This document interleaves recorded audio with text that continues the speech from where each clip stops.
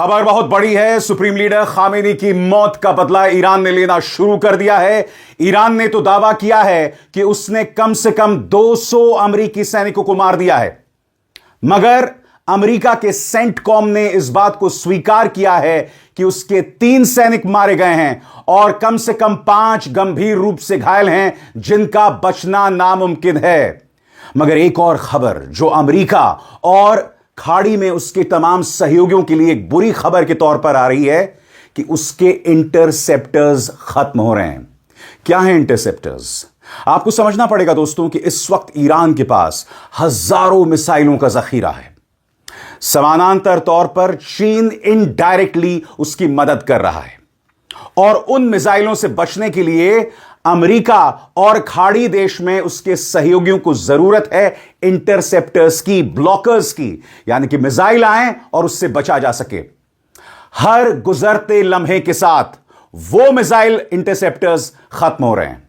खबरें यह भी आ रही हैं कि डोनाल्ड ट्रंप युद्ध विराम चाहते हैं, क्योंकि डोनाल्ड ट्रंप ने नहीं समझा था या उन्हें इस बात का आभास नहीं था कि ईरान घुटने नहीं टेकेगा। उसे लग रहा था कि खामेनी की मौत के बाद ईरान कमजोर पड़ जाएगा, मगर जैसा कि मैं इस कार्यक्रम में आपको बतलाने वाला हूं, ईरान हर गुजरते लम्हे के साथ उग्र होता जा रहा है, क्योंकि उसके लिए यह अस्तित्व की लड़ाई है।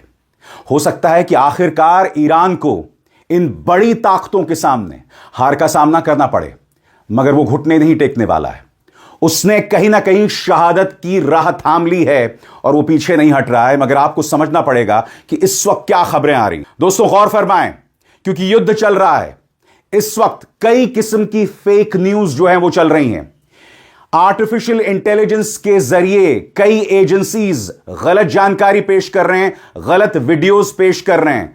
लिहाजा आपको मेरी चुनौती और मेरी जिम्मेदारी समझनी पड़ेगी, क्योंकि मेरी जिम्मेदारी है आप तक सच्ची खबर लाना। जो खबरें मैं आप तक पेश कर रहा हूं वो सही खबरें हैं, फैक्ट बेस्ड हैं, और एक एक करके मैं आपको बतला रहा हूं कि इस लड़ाई में किस तरह की मुश्किलात पेश आ रही हैं। सबसे पहले इस खबर पर गौर कीजिए। सीएनएन की खबर है, Trump says US casualties could happen again as Israel and Iran launch new strikes. यानी कि डोनाल्ड ट्रंप कह रहे हैं कि अभी हमें और नुकसान झेलना पड़ सकता है। 3 सैनिक मारे जा चुके हैं, 5 गंभीर रूप से घायल हैं। ईरान कह रहा है कि हमने 200 सैनिक मार दिए हैं। इस वक्त की बड़ी ब्रेकिंग न्यूज क्या है जो तमाम जगहों से सामने आ रही है आपके स्क्रीन पर? ईरान के साथ जंग सैन्य ऑपरेशन के दौरान अमेरिका को और भी नुकसान हो सकता है। यह बात राष्ट्रपति डोनाल्ड ट्रंप ने रविवार को मानी। अमेरिकी सेना के मुताबिक अब तक 3 अमेरिकी सैनिक मारे जा चुके हैं। ट्रंप ने एक वीडियो जारी करके अभियान के पैमाने को दिखाया और हमलों के पीछे अपनी वजहों पर नई जानकारी दी। मगर आपको गौर करना पड़ेगा दोस्तों इस फैक्ट पर जो बहुत जरूरी हो जाता है आपके स्क्रीन पर। अमेरिकी सेंट्रल कमांड ने पहले ऑपरेशन एपिक फ्यूरी यानी ईरान के खिलाफ चल रही रेजीम चेंज जंग के तहत हुई मौतों की पुष्टि की थी, लेकिन जगह का खुलासा नहीं किया। सीएनएन को एक सूत्र ने बताया है कि पेंटागन इस बात की जांच कर रहा है कि आखिर ईरान का ड्रोन बेस की एयर डिफेंस को कैसे भेद कर अंदर पहुंच गया। क्या कहा कुछ देर पहले मैंने आपको? अमेरिका और उसके सहयोगियों के इंटरसेप्टर्स खत्म हो रहे हैं। अब सेंटकॉम ने इस बात के जांच के आदेश दे दिए कि एक ईरानी मिसाइल आखिर उसके बेस में कैसे पहुंचा। आगे अनिश्चित भविष्य। शनिवार को अमेरिका इस्राएल के संयुक्त हमले में सुप्रीम लीडर अली खामेनी के मारे जाने के बाद ईरान एक बड़े ऐतिहासिक मोड़ से गुजर रहा है। तेहरान ने एक ट्रांजिशनल काउंसिल बना दी है और संकेत दिया है कि नया सुप्रीम लीडर जल्द चुना जाएगा। वैश्विक असर। इस हिंसा की लहर से तेल की सप्लाई प्रभावित हुई है और हवाई यात्रा भी बाधित हुई है। संघर्ष शुरू होने के बाद पहली ट्रेडिंग में रविवार को तेल की कीमतें तेजी से बढ़ी, जबकि शेयर बाजार के फ्यूचर्स में भारी गिरावट देखी गई। हमलों का नक्शा। इस्राएल ने तेहरान के दिल में हमला किया, जबकि ईरान ने अमेरिकी ठिकानों, इस्राएल और पूरे मध्य पूर्व में कई लक्ष्यों पर हमला किया है। एक एक करके खबरें दोस्तों आपकी स्क्रीन पर आ रही हैं, जिससे पता चल रहा है कि हर गुजरते लम्हे के साथ ईरान अपनी कार्रवाई को कैसे तेज कर रहा है। सबसे पहले आपकी स्क्रीन पर यह खबर, Iran's revolutionary guard core announced that US aircraft carrier Abraham Lincoln was attacked by 4 ballistic missiles. सरल शब्दों में कहा जाए, आप जानते हैं ईरान की घेराबंदी करने के लिए यूएसएस एब्राहम लिंकन लगाया गया है और इस पर ईरान ने 4 बैलिस्टिक मिसाइल से हमला किया है। सबसे ज्यादा चिंता अमेरिका में कई बुद्धिजीवियों में दिखाई दे रही है ट्रंप को लेकर। सब कह रहे हैं कि ट्रंप ने एक युद्ध तो शुरू कर दिया, मगर अब गुजरते लम्हों के साथ हमारे सैनिकों की लाशें वापस आएंगी। ट्रंप को विकल्पों का नहीं पता। युद्ध शुरू कर दिया है, मगर आगे वो क्या करेंगे वो नहीं जानते हैं। गौर फरमाइए, जाने माने शिक्षाविद एडम कोक्रेन ने क्या कहा है आपके स्क्रीन पर। सबसे ज्यादा चिंता इस बात की है कि मौजूदा सरकार में हमें कभी पता नहीं चलेगा कि अमेरिका की तरफ से असली कहानी क्या है। ट्रंप की टीम खुल्लम खुल्ला बातों पर भी झूठ बोल देती है और भरोसेमंद पत्रकारों को तो डिफेंस डिपार्टमेंट की ब्रीफिंग तक पहुंच ही नहीं मिलती। इसलिए हमें अपने सैनिकों के बारे में सच जानने के लिए ओपन सोर्स इंटेलिजेंस और इंटरनेशनल मीडिया रिपोर्ट्स पर निर्भर रहना पड़ेगा। सरल शब्दों में, ट्रंप मौतों के आंकड़ों को छुपा सकते हैं, यह खुद अमेरिकी कह रहे हैं। और जैसे मैंने बताया, उसके इंटरसेप्टर खत्म हो रहे हैं और यहां पर ट्रंप और उसके सहयोगी देशों, खासतौर से इस्राइल के लिए आने वाले दिनों में मुश्किलात पेश हो रही हैं, क्योंकि आपको इस बात को समझना पड़ेगा, जब रूस और यूक्रेन का युद्ध शुरू हुआ था तब चाइना ने रूस की खुल्लम खुल्ला मदद की थी, जबकि यूक्रेन की मदद सारे नेटो देश कर रहे थे। दूसरी बात, आप जानते हैं कि ईरान के साथ रूस और चाइना का सहयोग है, लिहाजा इस बात से इनकार नहीं किया जा सकता कि चाइना लगातार ईरान को मदद भेजेगा। मगर अब जो मैं आपको खबर दिखाने वाला हूं, इस पर गौर कीजिएगा दोस्तों, आपकी स्क्रीन पर। अमेरिका, इस्राइल और खाड़ी के अरब देशों की ईरान के जवाबी हमलों को झेलने की क्षमता इस बात पर निर्भर करेगी कि उनके पास कितने मिसाइल इंटरसेप्टर बचे हैं। और पिछले साल इस्लामिक रिपब्लिक के साथ हुई भारी लड़ाई के बाद उनके स्टॉक के खतरनाक रूप से कम होने की पूरी संभावना है। मैं आपका ध्यान खींचना चाहूंगा ब्लूमबर्ग की इस खबर की तरफ, जो कहती है, do gulf allies have enough interceptors to defend their ports and cities?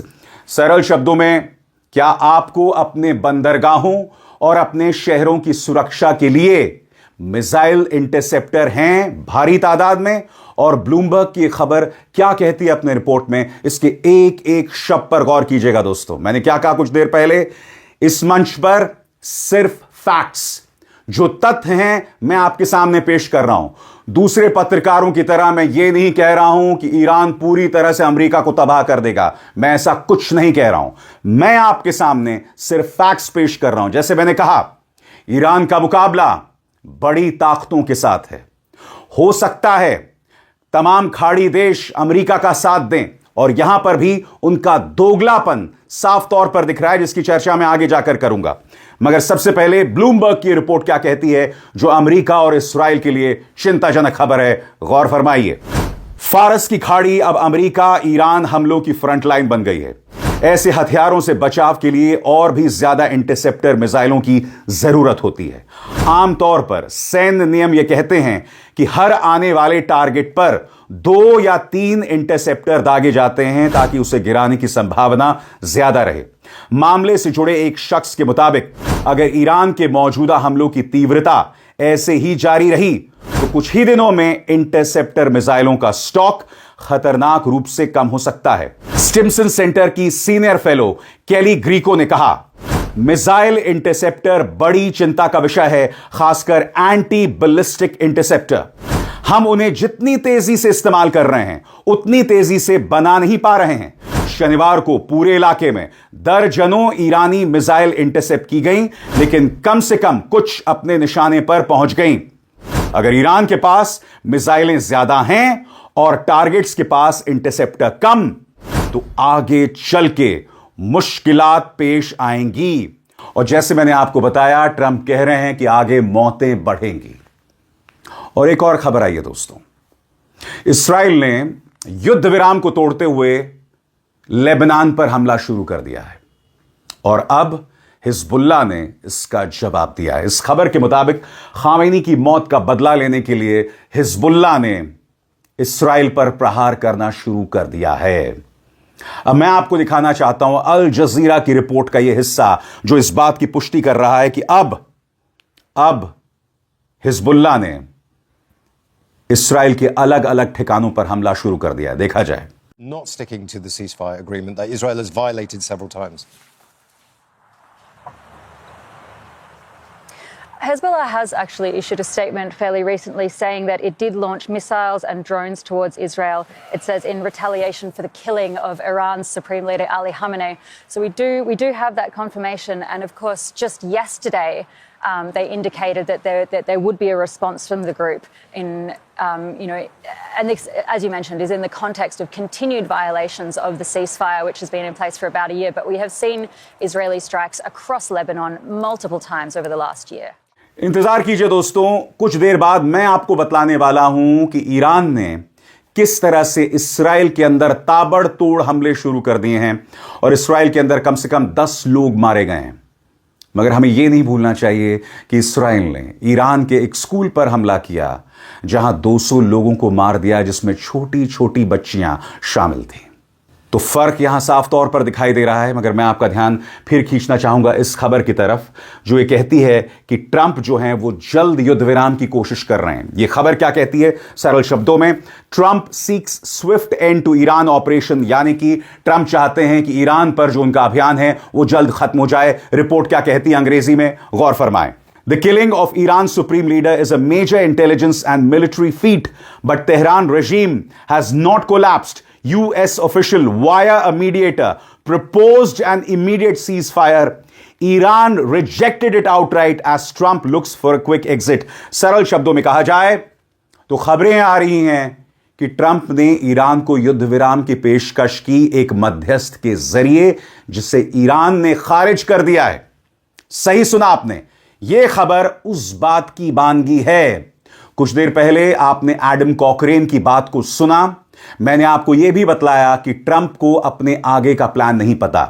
यह व्यक्ति बहुत खतरनाक है। सबसे बड़ी बात याद कीजिएगा, जब ट्रंप राष्ट्रपति बने थे दूसरी बार, तब उन्होंने क्या कहा था कि अगर ईरान ने मुझ पर हमला किया तो मैं वहां पर न्यूक्लियर बॉम्ब फेंक दूंगा। इस कदर यह व्यक्ति खतरनाक है, जिससे अंदाजा लग सकता है कि अमेरिका ने किस व्यक्ति को अपना राष्ट्रपति बना दिया है। अब मैं एक एक करके आपके सामने अलग अलग तस्वीरें पेश कर रहा हूं कि किस तरह से ईरान हमले कर रहा है, और न सिर्फ इसराइल बल्कि तमाम जो अमेरिकी बेसिस हैं खाड़ी देशों में, उसमें तबाही मचा रहा है। सबसे पहले दोस्तों, सेंट्रल इजराइल में जो तबाही मची है उसकी ये तस्वीर आई है वॉर मॉनिटर के जरिए, जिसमें बताया जा रहा है कि एक ईरान मिसाइल जो है वो सेंट्रल इजराइल के एक पूरे बेस को उड़ा देता है। करीब 36 सेकंड का विजुअल है, आप यहां पर देख रहे हैं किस तरह से तबाही मची हुई है। पूरी तरह से प्रलयंकारी तबाही आप देख सकते हैं अपनी स्क्रीन पर। सेंट्रल इजराइल में ईरानी मिसाइल का हमला होता है। कुछ देर पहले मैंने आपसे कहा इंटरसेप्टर्स खत्म हो रहे हैं। ईरान अपने एग्जिस्टेंस की जंग लड़ रहा है, उसके लिए यह एक एग्जिस्टेंशियल थ्रेट है, लिहाजा वो अब रुकने नहीं वाला है। अगर अमेरिका माफी मांगता है, अगर इसराइल माफी मांगता है, जिसकी गुंजाइश कम है, वरना उससे पहले यह युद्ध नहीं रुक सकता। अब मैं आपको बतलाना चाहता हूं कि तबाही किस पैमाने पर इसराइल में हो रही है। आपके स्क्रीन पर हालात पूरी तरह बिखरते हुए दिख रहे हैं। अब तक कम से कम 9 इसराइली लोगों की मौत की पुष्टि हो चुकी है। रेस्क्यू टीमें अभी भी मलबे के नीचे बचे लोगों को ढूंढने में लगी है। हमले से पहले सायरन नहीं बजे थे। इस्राएली सेना और अधिकारियों ने कहा कि वे जांच करेंगे कि बेट शेमेश में एयर डिफेंस सिस्टम क्यों फेल हुआ। इस्राएल का मल्टीलेयर एयर डिफेंस सिस्टम पूरी तरह परफेक्ट नहीं है और हर मिसाइल को इंटरसेप्ट नहीं कर सकता। हमने ये एस्केलेशन के दौरान तेल अवीव और दूसरे शहरों में भी देखा, और जून में भी जब इस्राएल ने ईरान पर पिछला हमला किया था। ईरान ने दिखा दिया है कि वो बैलिस्टिक और दूसरी तरह की मिसाइलें दाग सकता है, जो इस्राएली शहरों के बीचों बीच तक पहुंचकर भारी नुकसान कर सकती हैं। सिर्फ इमारतों को नहीं बल्कि जानमाल को भी। इस घटनाक्रम का असर इस्राएली सरकार की उस छवि पर पड़ सकता है जिसे वो अब तक दिखाना चाह रही थी कि सब कुछ उसके कंट्रोल में है, वो अजेय है और ईरान पर लगातार दबाव बनाया हुआ है। अब मैं आपको बतलाना चाहता हूं कि अमेरिकी एसेट्स पर हमला करने को लेकर ईरान क्या क्या दावा कर रहा है। दोस्तों, यह ईरान ने अपनी तरफ से संदेश जारी किया है जिसमें उन्होंने कहा है कि हमने ट्रू प्रॉमिस के तहत, क्योंकि वो अपने ऑपरेशन का नाम दे रहा है ट्रू प्रॉमिस 4, उसके अंतर्गत नंबर 1 इंडियन ओशन में अमेरिका की MSP शिप पर उसने हमला किया 4 ड्रोन्स के जरिए। पहला दावा यह किया गया। दूसरा, उन्होंने कहा कि कुवैत में जो अब्दुल्ला मुबारक बेस है, अमेरिकी नौसेना बेस, हमने उस पर हमला किया 4 बैलिस्टिक मिसाइल और 12 ड्रोन से। इसके अलावा ईरान तीसरा दावा यह कह रहा है कि इंडियन ओशन में ईरानी कद्र 380 मिसाइल के जरिए MST क्लास कॉम्बैट शिप पर हमला किया गया जिसमें अमेरिकी जहाजों के लिए तेल मौजूद था। यह खबर अपने आप में बहुत जरूरी है क्योंकि ईरान बहुत ही फोकस्ड अंदाज में हमले कर रहा है। वो उन जगहों पर हमला कर रहा है जिससे अमेरिका के नौसेना अभियान जो है वो पूरी तरह से बिखर सकता है। जैसे मैंने बताया, उसने MST क्लास सपोर्ट शिप पर हमला किया अपने ईरान कद्र 380 मिसाइल के जरिए, जिसके बाद उसका फ्यूल जो है वो खत्म हो जाएगा। और इसके बाद The IRGC Navy, along with the Air Force, will keep the gates of hell open to enemy units. सरल शब्दों में कहा जाए, हमने नर्क के दरवाजे अमेरिका और इस्राएल के लिए खोल दिए हैं। और बात वहां नहीं रुकती है। इस खबर पर गौर कीजिए। Iran has attacked an oil tanker named Skylight near the Strait of Hormuz. Maersk is now suspending all shipments through the Strait of Hormuz.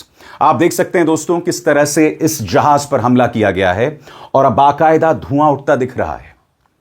यानी कि हॉर्मूज की खाड़ी में, हॉर्मूज जल डमरू मध्य में, जो एक तरह से पूरी तरह से ईरान के कब्जे में है, वहां से अब कोई जहाज नहीं गुजर पाएगा। आप देख सकते हैं मेर्स के इस जहाज पर प्रहार किया गया है, काला धुआं उठ रहा है जिससे ईरान अहम स्थानों को चोक कर रहा है। यानी कि 2 लोग, ट्रंप और नेतन्याहू, बेवजह खामेनी को मौत के घाट उतार देते हैं और उसका खमियाजा अब पूरी दुनिया भुगत रही है। पूरी दुनिया भुगत रही है। देखिए किस तरह से स्ट्रेट ऑफ हॉर्मूज में एक जहाज पर ईरानी हमले से बाकायदा काला धुआं निकल रहा है। और बात यहां खत्म नहीं होती, गौर फरमाएं। आपके स्क्रीन पर यह है शारजा का नजारा। यहां पर आप देख सकते हैं एक शॉपिंग सेंटर, जी हां, UAE में, यूनाइटेड अरब एमिरेट्स में शारजा के एक शॉपिंग सेंटर पर ईरानी मिसाइल जाकर गिरता है और आप देख सकते हैं बुरी तरह से वहां पर आग लगी हुई है। यानी कि मध्य पूर्व में जो तमाम खाड़ी देश हैं जिन्होंने अमेरिका का साथ दिया, जो ईरान के खिलाफ साजिशें रच रहे थे, ईरान बदला ले रहा है। ईरान कह रहा है कि अमेरिका को समर्थन देने की एक कीमत होगी और हम उससे पीछे नहीं हटने वाले हैं। और यहां बात खत्म नहीं हो रही। आपकी स्क्रीन पर अब इस दूसरी खबर पर गौर कीजिए। आबू धाबी में जायद पोर्ट का यह नजारा है। आप देख सकते हैं जायद पोर्ट में भी बाकायदा धुआं उठता हुआ दिख रहा है। यह अबू धाबी का जायद पोर्ट किसी ने कल्पना नहीं की थी दोस्तों। लोग सोच रहे थे कि ईरान सिर्फ इसराइल पर हमला करेगा या अमेरिकी बेसिस पर हमला करेगा। जैसे कि आप देख सकते हैं आबू धाबी के जायद बंदरगाह पर ईरान ने हमला किया है।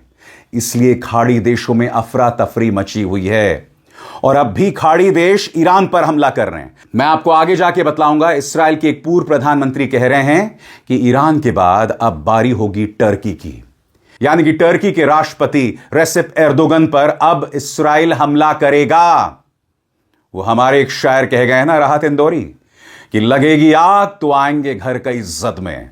यहां पर सिर्फ हमारा मकान थोड़ी है, उसके लिए आपको इंतजार करना पड़ेगा दोस्तों। मगर ईरानी मिसाइल्स और क्या क्या तबाही मचा रही हैं आपके स्क्रीन पर। यहां पर आप देख सकते हैं गल्फ ऑफ ओमान में एक ऑयल टैंकर है जहां पर आग लग गई है और यह एक ईरानियन हमले के बाद हुआ है। उसी तरह से आप देख सकते हैं हर तरफ इसी तरह की तबाही मच रही है। मैंने आपसे क्या कहा दोस्तों? मैंने आपसे कहा कि ईरान तो सिर्फ शुरुआत है, इजराइल हर जगह हमला करेगा। अब आपके स्क्रीन पर दोस्तों यह है इजराइल के पूर्व प्रधानमंत्री नफ्ताली बेनेट। वो कह रहे हैं कि ईरान के बाद अब तुर्की पर हमारा अगला निशाना होगा। सुनिए। A new Turkish threat is emerging. I want to be very clear. Turkey and Qatar have gained influence in Syria, are seeking influence elsewhere and everywhere throughout the region. And from here, I warn, Turkey is the new Iran.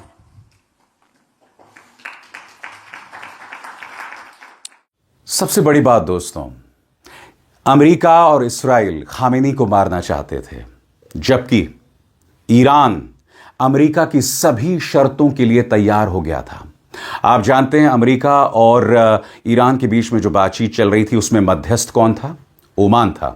Oman के विदेश मंत्री कह रहे हैं कि Iran इस बात को लेकर भी तैयार हो गया था कि हम जो अपनी तमाम परमाणु एनरिचमेंट है उसे खत्म करने वाले हैं। आपके स्क्रीन पर ओमान के विदेश मंत्री ने तो कहा कि हम तैयार हो गए थे for zero enriched uranium stock piling. इससे ईरान रोकने वाला था। सुनिए ओमान के विदेश मंत्री क्या कह रहे हैं। तो बड़ा सवाल इसके बाद, आखिर क्यों अमेरिका और इस्राइल ने सुप्रीम लीडर खामेनी को मारा? सुनिए ओमान के विदेश मंत्री क्या कह रहे हैं। What has Iran agreed to you that they have never done before? Can you give us any sense? The single most important achievement, I believe, is the agreement that Iran will never ever have a nuclear material that will create a bomb. This is, I think, a big achievement. This is something that is not in the old deal that was negotiated during President Obama's time. This is something completely new. It really makes the enrichment argument less relevant because now we are talking about zero stockpiling. मैंने कहा ना, लगेगी आग तो आएंगे घर कई जद में। और इस पूरे मामलों में सबसे बड़ा ज़ायनिस्ट पालतू, यानी कि इस्राइल और अमेरिका का अगर सबसे बड़ा पालतू कोई उभर कर आया है ना, तो वो है पाकिस्तान के प्रधानमंत्री शहबाज शरीफ। सबसे पहले मैं आपको दो नज़ारे दिखाना चाहता हूं दोस्तों। कराची में अमेरिकी काउंसलेट पर वहां के लोग हमला बोल देते हैं, तोड़फोड़ कर देते हैं। इस बात का नज़ारा आपके सामने। न सिर्फ कराची में बल्कि लाहौर में भी यह हमला किया जाता है। और क्या आप जानते हैं, कराची में तैनात अमेरिकी सैनिकों ने गोलीबारी की जिसमें 9 पाकिस्तानी मारे गए। हालांकि जिस जमीन पर वो दूतावास है उसे अमेरिकी जमीन ही माना जाएगा, मगर अमेरिकी सैनिकों की गोलीबारी में 9 पाकिस्तानी मारे गए। और शहबाज शरीफ जो कि कहीं ना कहीं ज़ायनिस्ट पालतू बन गए हैं, उनके दोहरे मापदंड देखिए। चूंकि पाकिस्तान को खाड़ी देशों से धंधा चाहिए, पैसा चाहिए, जैसे ही खाड़ी देशों पर हमला होता है शहबाज शरीफ का बयान तुरंत आ जाता है। दोस्तों ये देखिए आपके स्क्रीन पर 8:12 पर 28 फरवरी को दिया गया ये बयान, जिसमें शहबाज शरीफ कह रहे हैं, Pakistan stands in full solidarity with Saudi Arabia and our brother Gulf countries in this perilous time. We remain ready to play a constructive role for peace and pray that the blessings of Ramzan bring calm and stability to our region. यानी कि Saudi अरब और gulf में प्रहार होता है तो तुरंत बयान जारी कर देते हैं। मगर आप जानते हैं सुप्रीम लीडर खामेनी की मौत हो गई थी पहले हमले में ही, और रातों रात करीब 2 या 3 बजे पाकिस्तान के टाइम के हिसाब से उनकी मौत की खबर आ गई थी। मगर क्या आप जानते हैं कि शहबाज शरीफ ने अपना शोक संदेश कब जारी किया? यह देखिए, नीचे टाइम देखिए, 5:51 पर 1 मार्च को, यानी करीब 12 से 15 घंटे बाद 12 से 15 घंटे बाद शहबाज शरीफ अपना शोक संदेश खामेनी के लिए जारी करते हैं। इसका मतलब क्या है? शहबाज शरीफ को इस बात को लेकर डर था कि अगर मैं खामेनी के लिए शोक संदेश जारी करूंगा तो इस्राइल नाराज हो जाएगा, अमेरिका नाराज हो जाएगा। इस तरह की कायरता यहां पर, बावजूद इसके कि 9 पाकिस्तानियों को अमेरिकी सैनिकों ने मौत के घाट उतार दिया, वो भी पाकिस्तानी जमीन पर। कुछ देर पहले मैंने आपको सुनाया था इस्राइल के पूर्व प्रधानमंत्री ने क्या कहा कि अगला निशाना टर्की है, और ये तमाम देश खामोश हैं। तमाम देश ने मानो एक मोर्चा बना दिया इस वक्त ईरान के खिलाफ, और कोई अमेरिका को नहीं कह रहा है, कोई इस्राइल को नहीं कह रहा है कि इस युद्ध की शुरुआत तुमने की थी। कोई जरूरत नहीं थी ईरान पर हमला करने के लिए। ईरान बातचीत में अहम समझौते कर रहा था, जी हां, कॉम्प्रोमाइज कर रहा था, जैसा कि ओमान के विदेश मंत्री ने अभी अभी कहा। इससे पता चलता है दोस्तों, खाड़ी देश के इन तमाम मुस्लिम देशों में किस तरह का दोगलापन है, और इससे ज्यादा शर्मनाक बात कुछ नहीं हो सकती। मैं फिर स्पष्ट कर दूं दोस्तों, दुनिया के निजाम में दो इस तरह के स्वार्थी और दबंग शख्स अब तक नहीं आए हैं, बेंजामिन नेतन्याहू और अमेरिकी राष्ट्रपति डोनाल्ड ट्रंप। नेतन्याहू अपनी जान बचाने के लिए ईरान के साथ जंग चाहते हैं, क्योंकि इस्राइल के अंदर उनकी लोकप्रियता घट रही है।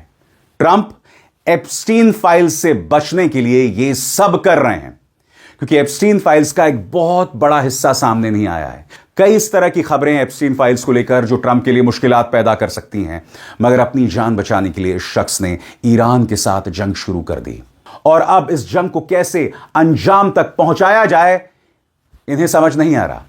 सबसे बड़ी बात यह कह रहे हैं कि मैं ऐसे फोर्स का इस्तेमाल करूंगा जिसकी ईरान कल्पना नहीं कर सकता।